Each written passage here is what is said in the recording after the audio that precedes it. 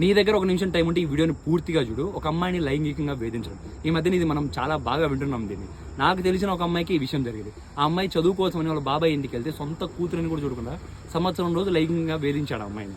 ఆ అమ్మాయి ఎలా అంటే, ఆ అమ్మాయి పని చేసుకుంటా అంటే వెనకాల నుంచి వెళ్ళి పట్టుకోవడం, ఆ అమ్మాయి పడుకో అంటే బ్లూ ఫిల్మ్ ప్లే చేయడం, లాస్ట్కి ఎంతకీ ఒప్పుకోలేదని అమ్మాయిని కాలుతో కూడా అన్నారు. అలాంటి సొసైటీలో బతుకున్నాం మనం. 1 year ఇంత టార్చర్ పడినా కూడా ఈ విషయాన్ని ఆ అమ్మాయి ఇంట్లో వాళ్ళకి ఎవరికీ చెప్పలేదు. ఎందుకు అని అడిగితే ఇంట్లో పరిస్థితులు బాగాలేవని చెప్పింది. ఇలానే చాలా మంది అమ్మాయిలు ఆగిపోతున్నారు. మీకు ఒక్కటి చెప్తే గుర్తుపెట్టుకోండి, మీ ఫ్యామిలీకి మీ సంతోషం, మీ హ్యాపీనెస్ కంటే ఏది ఇంపార్టెంట్ కాదు. మీరు సేఫ్గా ఉండాలి అంతే. అందరూ ఇలానే ఉంటారని నేను చెప్పను.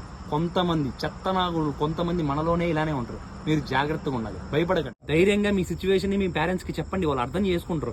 అండ్ ఈ వీడియోని పేరెంట్స్ ఎవరైనా చూస్తే మీ పిల్లల్ని మీరే పెంచుకోండి అబ్బా.